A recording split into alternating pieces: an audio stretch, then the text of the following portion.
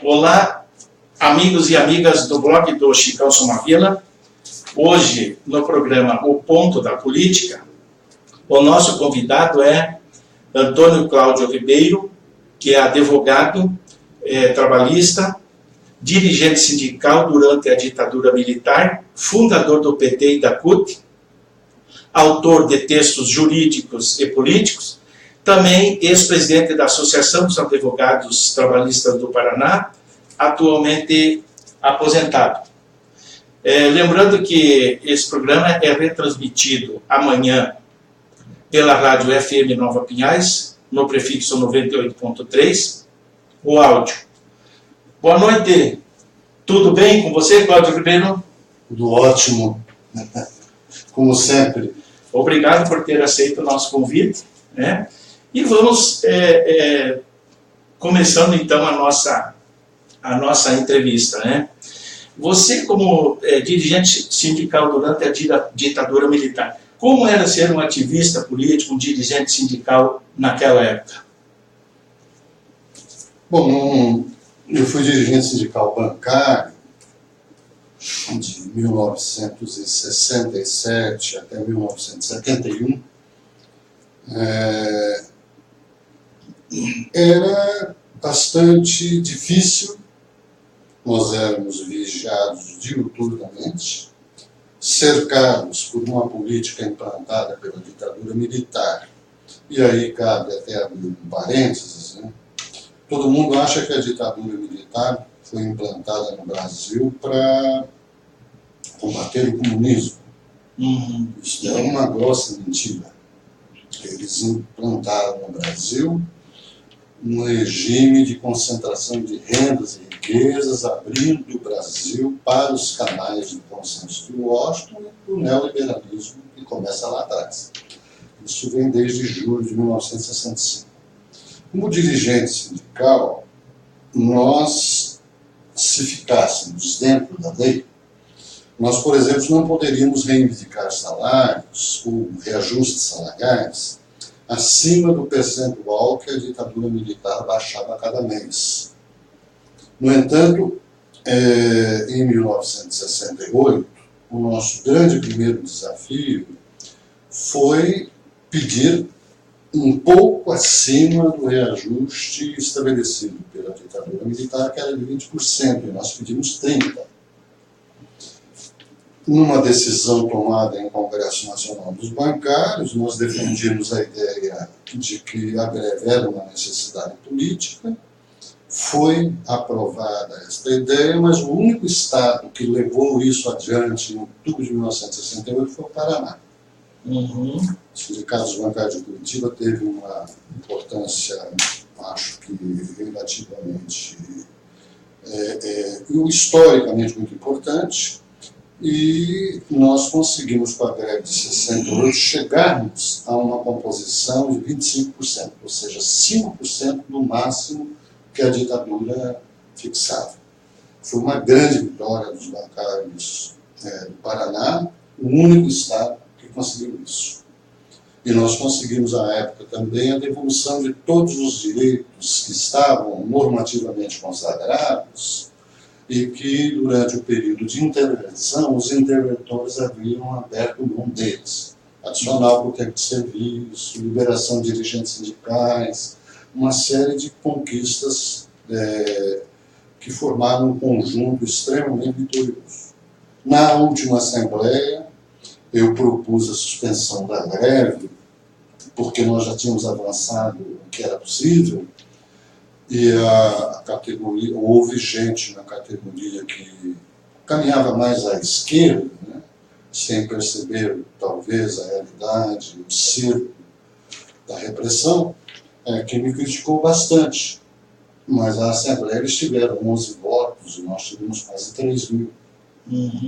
Isso significa que demos o passo atrás necessário e, passados 20, 25 anos, aqueles que foram à esquerda no passado reconheceram que nós estávamos certos e eles absolutamente equivocados. E havia uma violência, de fato, contra os sindicalistas, contra quem não aceitavam aquelas imposições? Você sofreu alguma situação? Eu sofri bastante, porque nós primeiro criamos um boletim. A palavra greve era proibida no país. Nós criamos um boletim semanal que era entregue, mimeografado, na mesa de cada bancada de Curitiba. Isso era religioso.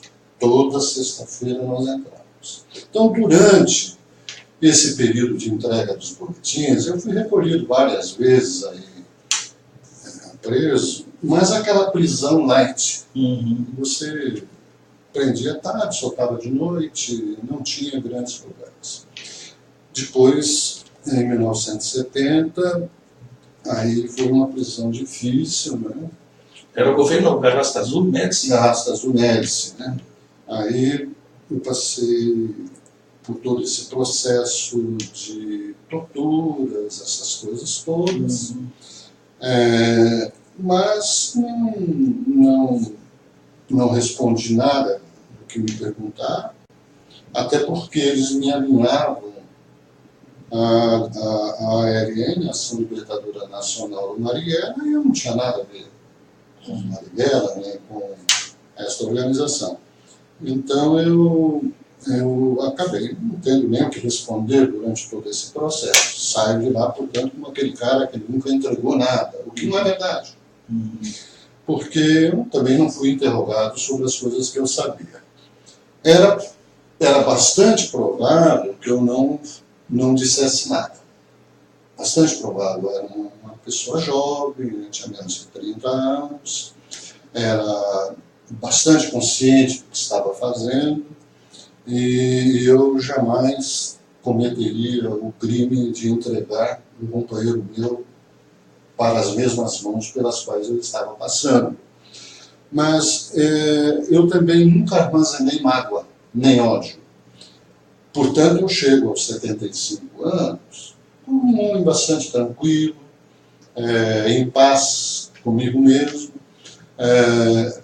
tendo feito o possível. Né? Não era fácil.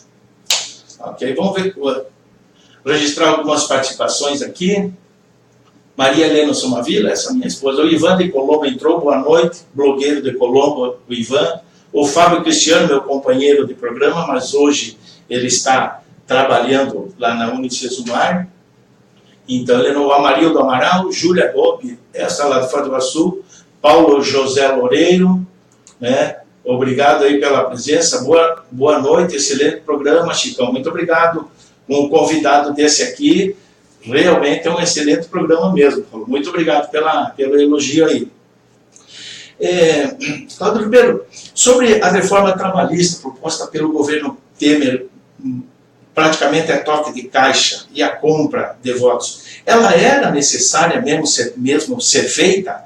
Ela veio para proteger os trabalhadores ou o que aconteceu? Não, é exatamente o contrário. A reforma trabalhista, que na realidade o autor dessa reforma é o juiz da segunda vara de trabalho de Araucária, né?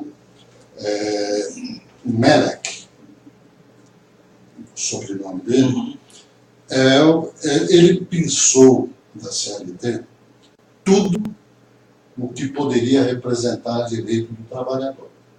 Tudo. Com maestria, com competência, ele soube aniquilar com todos os direitos. Hoje você não tem praticamente direito a nada. Eles elogiam até o chamado trabalho intermitente. Para a gente ter noção, o Marx já criticava o trabalho intermitente no século XIX. Certo? E eles trazem como se fosse a modernização das relações de emprego e de trabalho. Então, ali foram sacrificados todos os direitos a tal ponto que, se você, com base na nova legislação, ganhar uma ação de uma empresa, e essa empresa for transferida depois, a sociedade dela, para laranjas completamente desprovidos de patrimônio, você não recebe absolutamente nada. Porque os sócios que exploraram o teu trabalho não serão mais devedores. Então é uma liquidação completa dos direitos. Está sendo questionada no Supremo Tribunal Federal, me parece que são 21 ações contra a reforma trabalhista, mas essas ações não serão pautadas, porque a Carmen Lúcia só pauta aquilo que a Rede Globo manda. Né? Ela parece-me que se filiou de tal maneira aos interesses da Rede Globo que ela só pauta aquilo que a Rede Globo tem interesse em defender. Eu critico a Rede Globo. Aliás, se você conhecer um pouco mais a história do Paraná, que é o episódio mais importante do século passado, talvez no Brasil, que é a guerrilha de Porecatu, você vai encontrar um jornal O Globo, já naquela época, chamando os poceiros, colonos, que tinham todo o direito à terra, de invasores. Já naquela época? Naquela época você já lia o Globo dessa forma. Por que eu digo que é uma coisa extremamente importante, e que os paranaenses não conhecem, no geral? Porque ali em Porecatu, que foram 8 anos de confronto armado, se não fossem os equívocos do Partido Comunista do Brasil e do Prestes, talvez os colonos, os poceiros, tivessem chegado a um êxito que estava próximo. Que equívocos que seriam esses? Eu acho que nem tudo é má intenção. Até porque o grande comandante de tudo isso, se chamava Arilton Gazzartoni, ele era do Partido Comunista do Brasil daquela época, do Prestes. Ele era um farmacêutico em Guaraci, vendeu a sua farmácia, comprou uma posse, se incorporou como poceiro e armou, organizou a resistência à invasão de uma colonizadora, a invasão da região de Porecatu e outros 8 municípios pelos Nardelli, e também o município de Florestópolis, que foi doado pelo Lupion à família Dias dos Reis. O Partidão erra por quê? Porque ele acreditou na Constituinte de 46 e em 47, logo em seguida, perdeu o registro. O Prestes, então, desloca parte do Comitê Central para Londrina, achando que, a partir do enfrentamento de Porecatu, poderia eclodir uma revolução social. E aí ele cai num esquerdismo que é importante você criticar, porque você não vai transformar, né,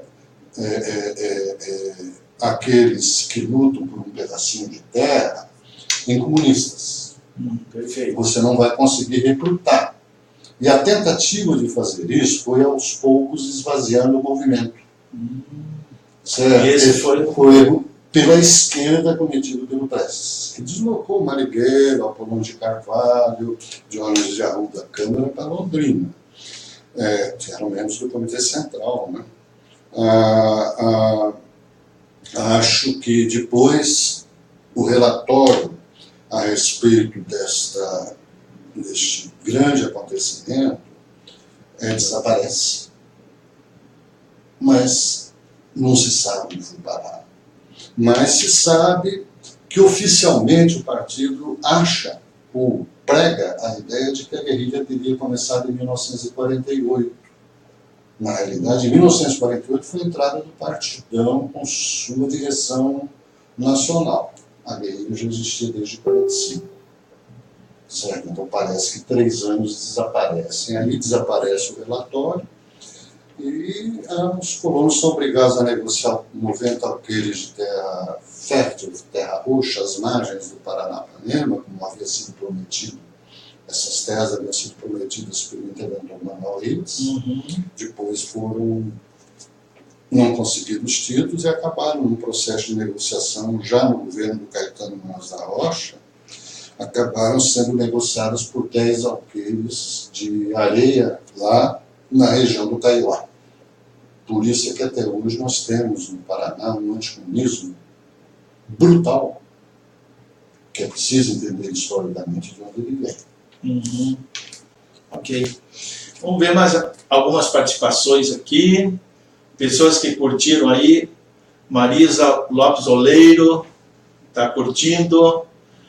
A Iris Meg curtindo. Júlia, agora nós já falamos. Márcio Mainardes também. Salete Helena, obrigado aí pela presença de vocês. A Meg está acompanhando. A Meg não pôde vir, ela viria também hoje aí. O Amarito Amaral, o João Ramos. Quem mais aqui? O Alberto Seica. Opa. Ah lá, foi lá. O Alberto Seica. Quem mais que nós temos aqui? Tá ali, fugiu. Tá aqui, peraí que deu um pequeno trabalho aí, ó. O Ari Lima de Almeida, um abraço para vocês todos aí que estão participando, estão dando a graça da presença aí, legal? É o seguinte, Padre Ribeiro, esse maniqueísmo nas redes sociais, a violência verbal que está acontecendo entre as pessoas, entre famílias e amigos até de longa data, né?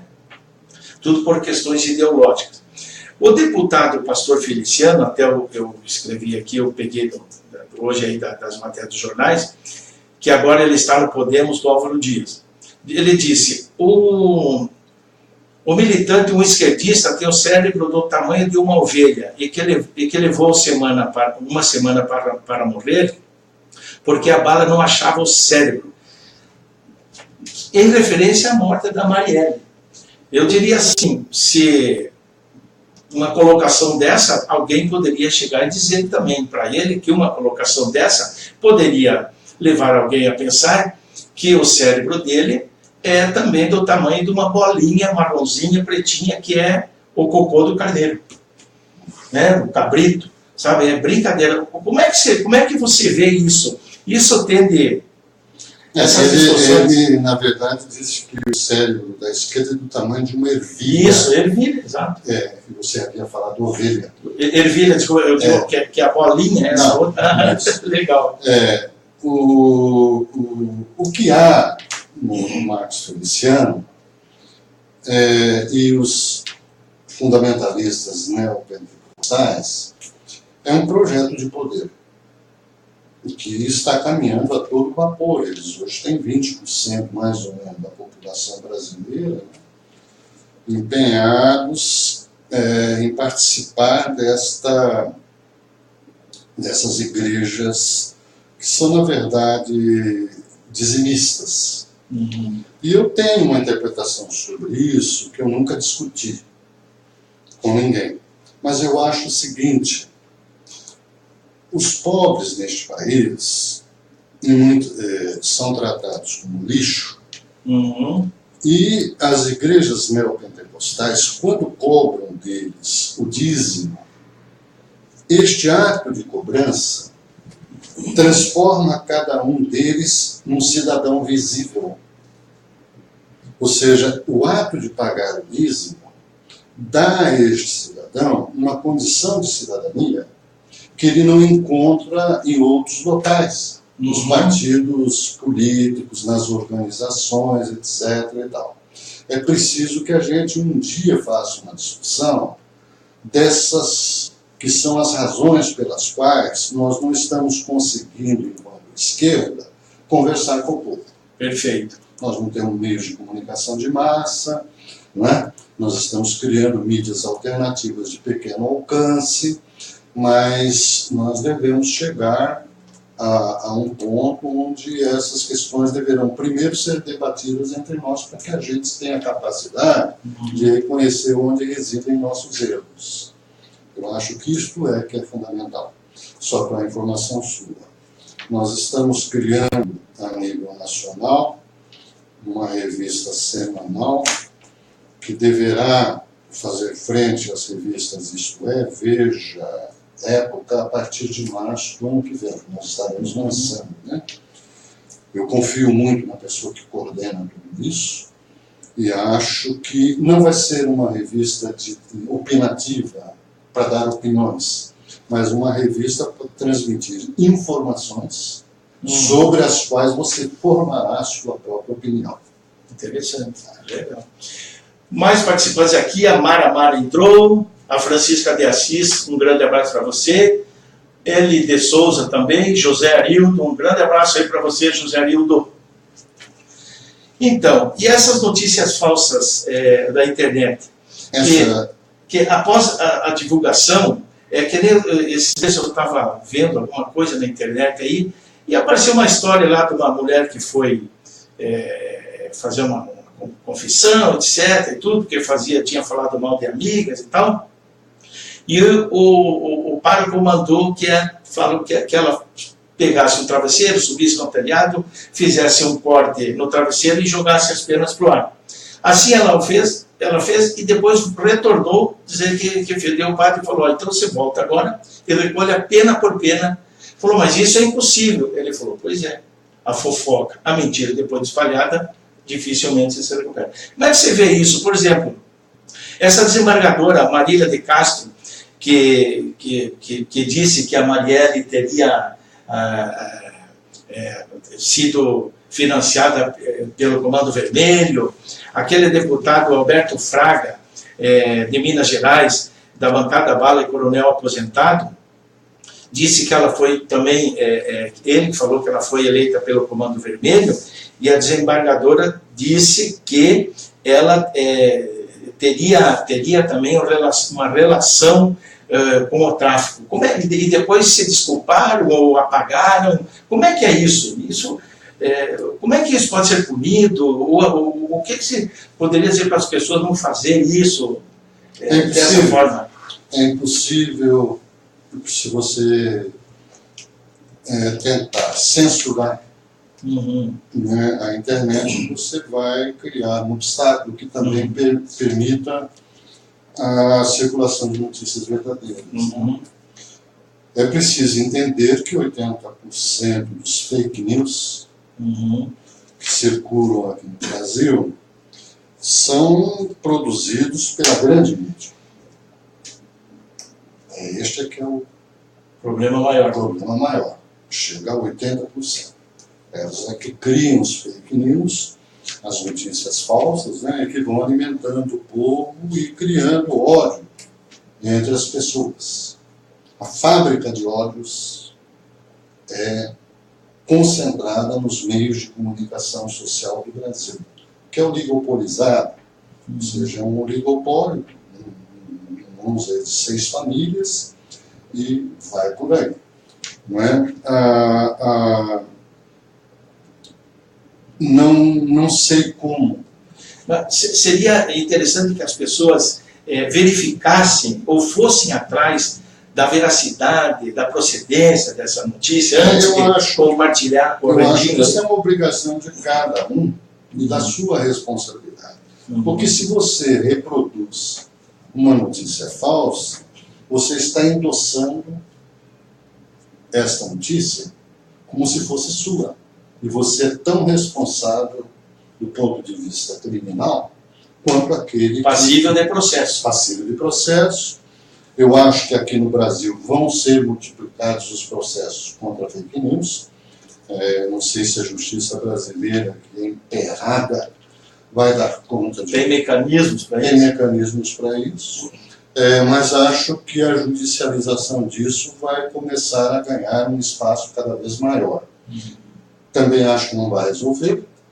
Nunca neste país aqui judicializar questões políticas levou uma solução no interesse do povo, até porque as altas cortes brasileiras elas têm lado, e o lado delas não é o povo, não são os trabalhadores. Ela tem um lado que é o lado de defesa dos interesses daquilo que nós chamamos de burguesia interna, o elite patrimonialista, etc., que tem ainda um mal que às vezes você não encontra em outros países. É que a nossa elite ela é colonizada. Ela acha soberbo, por exemplo, ser um cidadão quase estadunidense, gosta dos seus passeios para Nova York, para Miami, essas coisas todas. Eu acho que nós não vamos conseguir resolver isso a curto nem a médio prazos. Acho que nós vamos passar por um longo período de enfrentamento de todas essas questões, até que seja possível você criar meios de comunicação, cumprir a Constituição Federal, meios de comunicação estatais capazes, suficientes, eficientes a ponto de concorrer com a mídia privada e ainda criar, de acordo com a Constituição, com o mesmo tamanho as mídias públicas.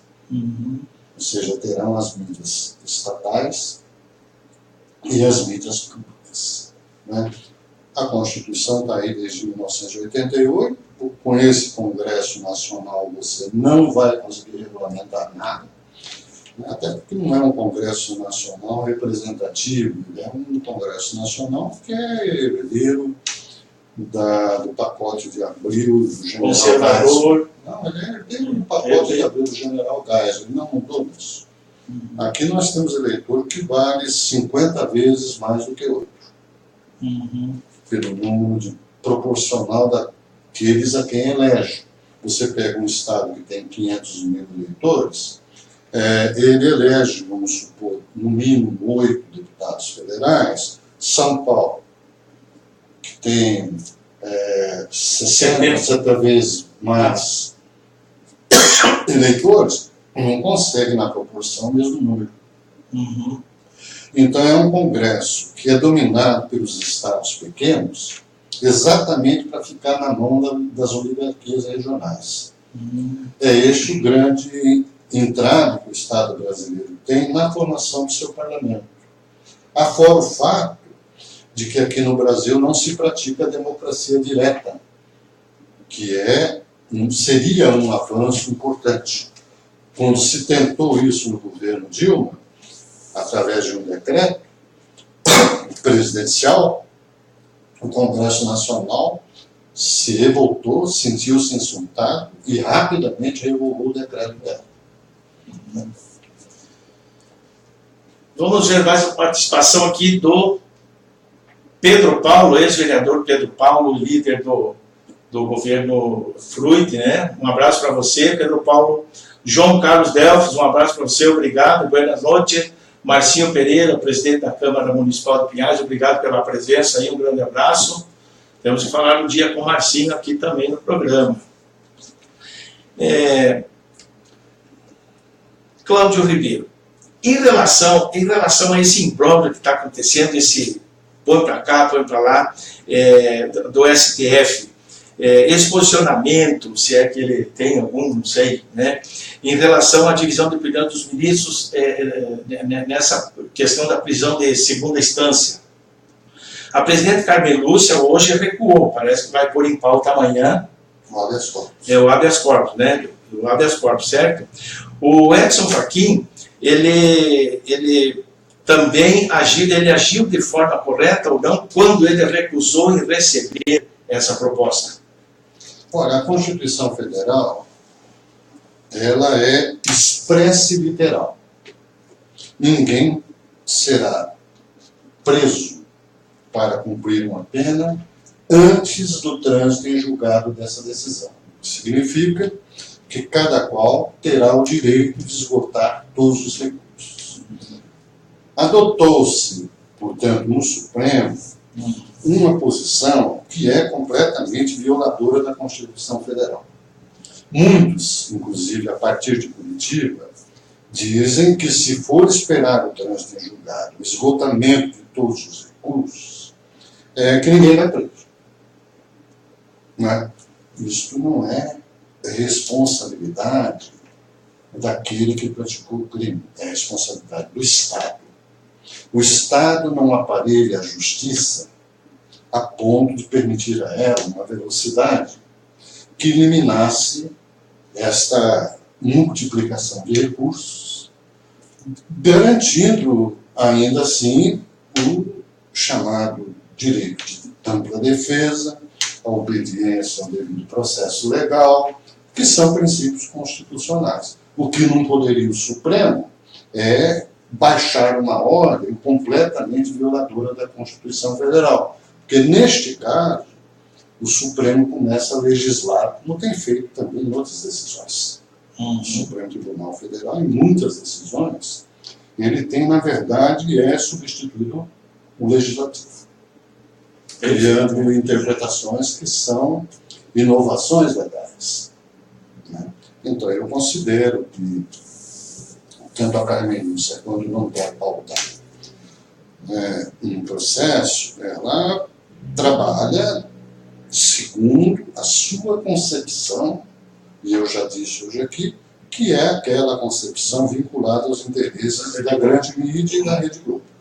O Fachin, quando eu o conheci aqui em Curitiba, era um professor bastante progressista, que tinha compromissos com princípios democráticos, etc. Eu não sei o que o cargo faz com as pessoas, o poder faz com as pessoas. Eu só sei que hoje ele é apenas mais um neste universo de pessoas que trabalham nos próprios interesses. Ok. E a impressão que dá é que o STF está um pouco cauteloso, um pouco temeroso em relação aos prós e aos contras uma possível prisão de Lula e talvez por aí com essa temeridade. Como você avalia essa situação? O STF, porque tem uma parte da sociedade que quer a prisão do Lula e outra parte da sociedade que não quer. E o STF, ele sente algum medo, ele sente alguma indisposição em lidar com isso? A Rede Globo noticia sempre que o STF está sofrendo uma pressão extraordinária da esquerda brasileira, que foi a Porto Alegre, essas coisas todas. A decisão de Porto Alegre é uma vergonha do direito. Agora, ela não conta a pressão que ela faz no sentido contrário, divulgando as suas informações para manipular a opinião pública, né? E a pressão aí é dos dois lados. O Supremo não é que ele seja cauteloso, eu já disse, é que o Supremo defende interesses nas suas decisões que são interesses patrocinados pelos grandes ricaços deste país. É isso. É isso aí. Até que ponto os ricaços deste país querem ou não a eleição do Lula, dá para perceber claramente que não querem. Apesar de o Lula ter sido um governo conciliador, que respeitou o contrato com os agiotas que dominam esse país, né? Tanto é que este ano, 2018, 52% de todos os recursos arrecadados pela União através da cobrança de impostos, 52%, mais que a metade, vão ser destinados para pagamento de juros e serviços da dívida. A dívida, quanto mais é paga, mais cresce, né? E ela tem uma origem fraudulenta, todo mundo que estuda sabe disso, e nós continuamos transferindo essas rendas para 60 mil famílias no Brasil, num universo de 200 milhões de pessoas. Tanto é que para a saúde, eu acho que são 7,36%, para os banqueiros 52%. Brincadeira. Para a educação, 12%? Não, chega a 6%. Então, vamos lá, quem mais que nós temos aqui? O Romer Motinha entrou, está travando aqui agora está começando a dar certo aqui, ó. O Romer Motinha entrou, que nós já havíamos falado, vamos subindo aqui, descendo mais um pouco. Vereador Ayrton Silva, que entrevistamos aqui alguns dias atrás. A Crisley também, na Levaico, né, Cris? Um grande abraço para você. O Romer Motinha, cientista político. A Francisca de Assis fala que, Chicão, existe disparidade gigantesca entre os votos que elegem um deputado no Tocantins. Por exemplo, eu outro de São Paulo. Pergunta ao entrevistado se ele é favorável à distribuição proporcional dos deputados e senadores e não precisa estados. E como isso mudaria o cenário do poder no Brasil, se ainda couber na discussão. Por favor, gostaria de saber a opinião dele E você tem estudos na área de representação política brasileira. Bonita pergunta, legal. Tá, a bola está aí. Eu quero ler mais uns nomes aqui. A Tânia Ferreira entrou, um grande abraço. O Ayrton dando uns parabéns para nós aí. O João Policeno, um grande amigo, um grande abraço. Antônio Florencio, Antônio Gaiteiro, um abraço para você aí. Então, e a pergunta? Eu já disse, né, que essa é uma herança da ditadura militar, né, a formação do Estado brasileiro com este parlamento. Né? Aqui no Brasil, veja só, se você pega a África do Sul, o Mandela defendia o que lá? Cada eleitor, um voto.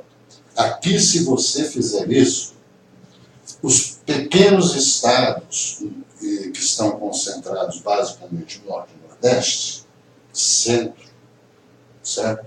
Centro-Oeste, não vão ter representatividade. Não, vão ficar, não é isso. Eles não vão aceitar essa discussão. Ah, sim.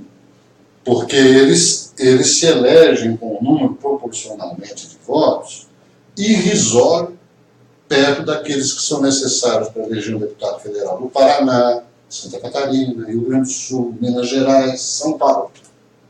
Estou falando só nesse tipo de comparação. Um voto no Acre vale 50 vezes mais um voto do que um eleitor de São Paulo. Né? Então, e essa discussão, ela só será resolvida o dia que se entender que o judiciário brasileiro, com a estrutura monárquica que tem toda uma herança que vem ainda da monarquia de Dom Pedro I. O legislativo brasileiro não representa proporcionalmente o povo brasileiro, nem o número de eleitores localizados em cada estado. E o executivo, você elege um presidente achando que ele vai poder resolver todas as coisas. Não tem condições, porque ele passa a ser refém, sequestrado por esse Congresso, ou ele entra no toma lá da cá os partidos para formar uma base de apoio, ou ele não consegue governar. Não consegue fazer absolutamente nada. Então, o chefe do executivo, para mim, é um sequestrado do parlamento. O regime tenderia muito mais ao parlamentarismo do que ao presidencialismo de fato. Então, eu acho que essa diferença a gente vai ter que compreender, vamos ter que passar por uma nova constituinte, que é a única forma que nós temos de consertar esse Estado. Né? Mas eu penso numa constituinte onde o povo seja efetivamente consultado através de assembleias populares, essas coisas todas. Mas para isso nós precisamos chegar à democracia direta. Ou seja, as organizações populares têm que ser... Tem que ter vez e voz. Vez e voz. Legal. Quem mais aqui que nós temos aqui? Vamos ver. Ó, o Paulo Loureiro elogiou a pergunta da Francisca, né? Legal. É o seguinte, fake news nós falamos agora há pouco também. Mas a Folha de São Paulo soltou uma notícia onde ela afirmava que pelos protestos de alguns ruralistas fizeram contra a caravana do Lula, ele estaria reavaliando se continuaria ou não a sua... Enfim, e os fãs do Bolsonaro aproveitaram, né, e também criticaram, porque eles estiveram lá, segundo a Folha. O que dizer de uma atitude da Folha de São Paulo? Você falou bastante já daqui, sobre as grandes mídias, etc. E tudo, mas de apoiar, de passar uma mentira, porque o PT fez até um vídeo desmentindo isso. Evidentemente que fica naquela, um diz que isso, outro diz aquilo, mas como avaliar o posicionamento de um jornal que de suposta super importância para o Brasil? Porque a grande mídia é concentrada. Ela só representa os interesses, volto a afirmar, né, das grandes famílias que dominam, que detêm o poder neste país. Então, ela cometer uma notícia falsa, ou contar a mentira como se fosse verdade, ou a verdade apenas pela metade, de forma a não ser entendida, essas coisas, tudo isso faz parte desse sistema né, de oligopolização da mídia, e com isso também nós vamos ter que arrebentar. Ou nós criamos mídias capazes de concorrer, não estou pedindo para fechar a Folha de São Paulo, Estadão, nada disso. É criar concorrência. Criar aquilo que a Constituição determina.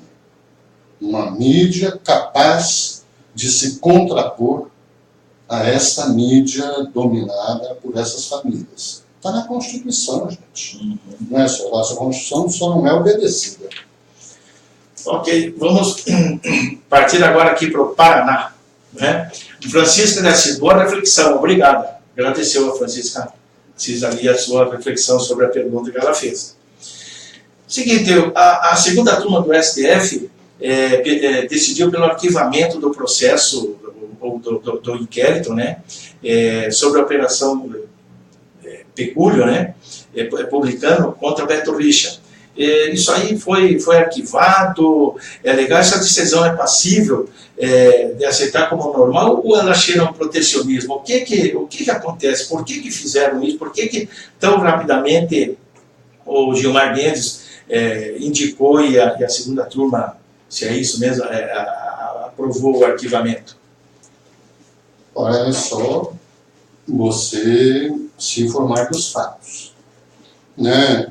Percebe-se claramente que a justiça brasileira tem partido.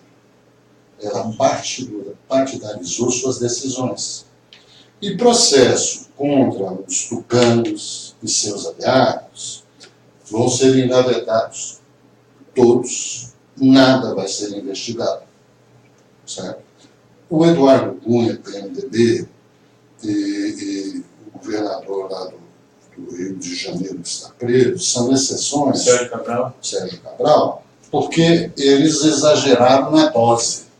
Ou seja, você, estando do lado desses partidos, você pode cometer uma série, né, de desvio de recursos públicos, negociatas, essas coisas todas, mas sem aquele exagero que esses dois cometeram. Passaram demais dos limites, envolveram tanta gente nisso, que a barraca tinha que cair. Né? Mas, fora disso, eles só falam no pessoal ligado ao PT, no Lula. O Lula, condenado por um triplex no Guarujá, que eu confesso com toda honestidade, eu não gostaria de ter. É uma bela portaria. Né? 70 metros quadrados por andar, com uma grande parte dele ocupada por escadas. Né? Ele nunca morou, nunca teve posse, nunca teve título. E no sistema brasileiro do Código Civil, você só é proprietário de alguma coisa se você tem posse justa, e aí você pode usufruir, ou você tem posse e título, que é chamada escritura pública. E não tem nada disso. É uma invencionice, plantou-se através da grande mídia como se fosse dele. Através da convicção que é dele. Ninguém pode ser condenado por convicção, tem que ser condenado por prova. E todas as provas indicam, até o edital agora de lei de praça do triplex, a propriedade consta em nome da OAS. Certo? Então, e depois tem mais uma coisa, eu pergunto para as pessoas o seguinte: raciocínio. Um homem que, com a caneta, movimentava bilhões e mais bilhões de reais, iria aceitar como propina uma porcaria de um triplex no Guarujá?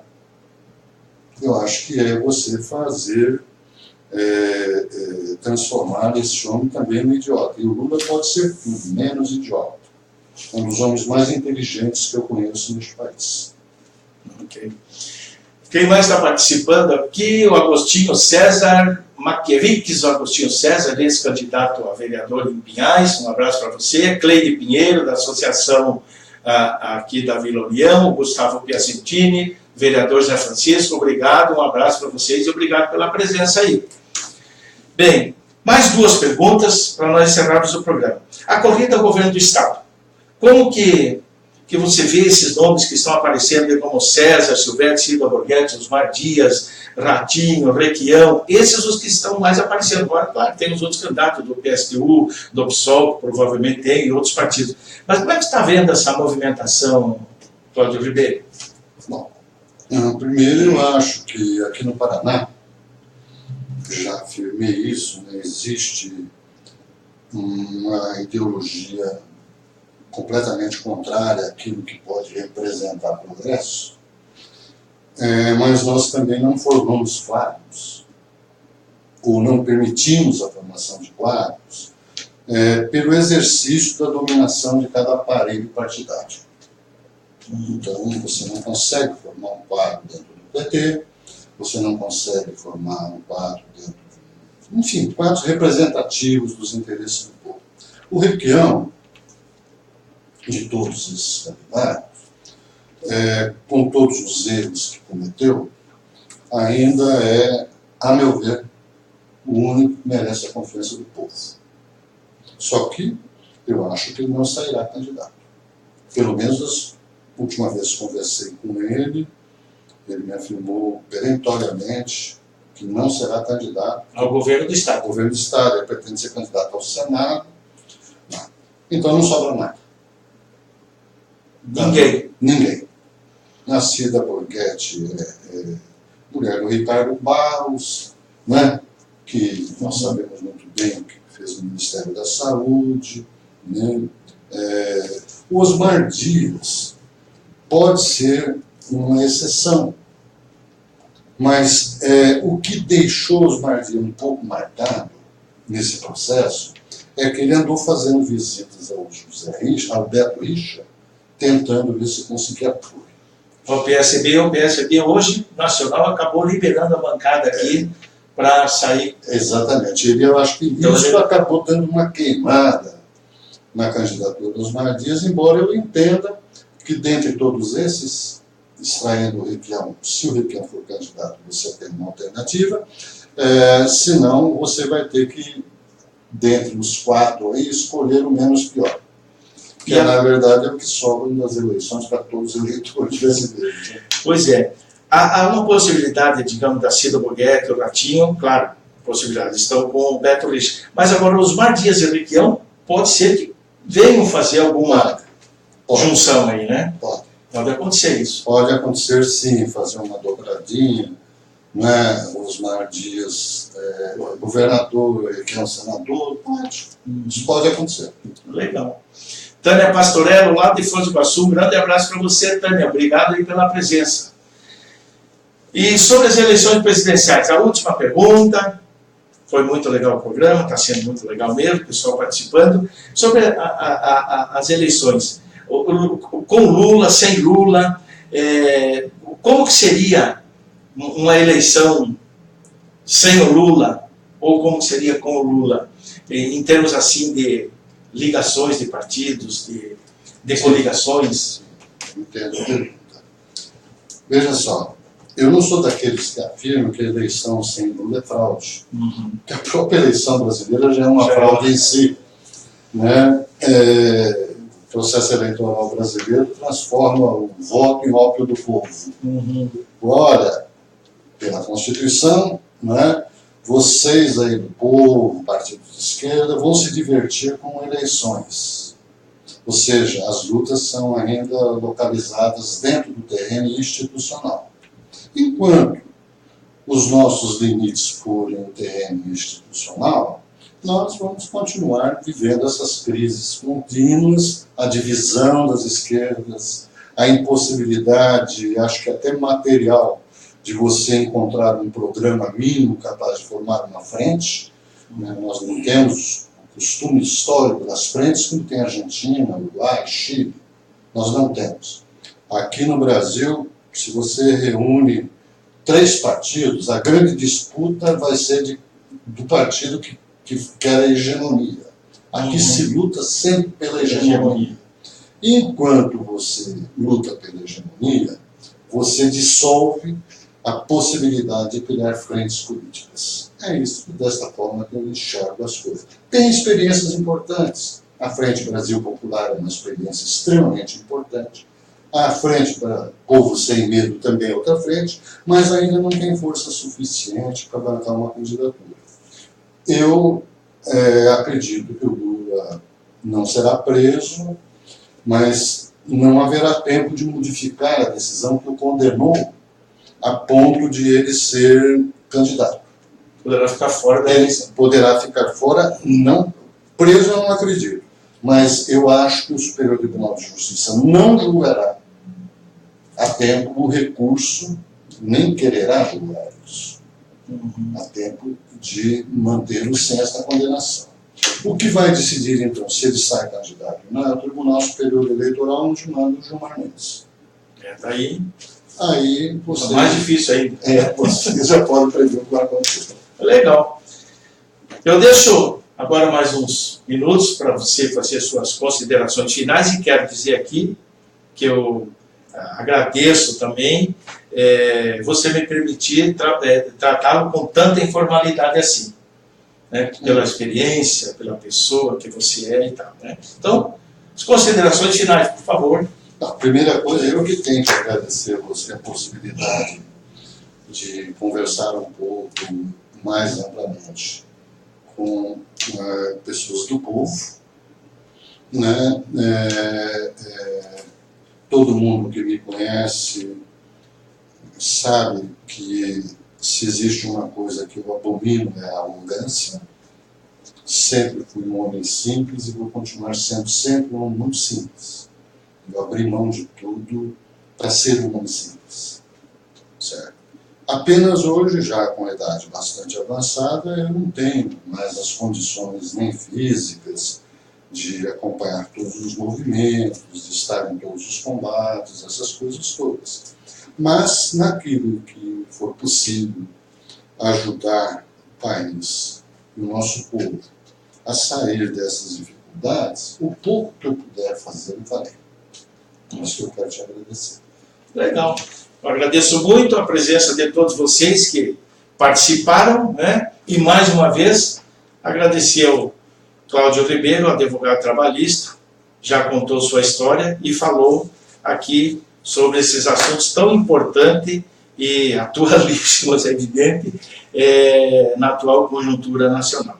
No mais, eu agradeço a todos, um grande abraço e até quarta-feira que vem. E amanhã este vídeo estará sendo retransmitido, o áudio, pela Rádio FM Nova Pinhais, prefixo 98.3. Um grande abraço a todos e até amanhã. O meu blog.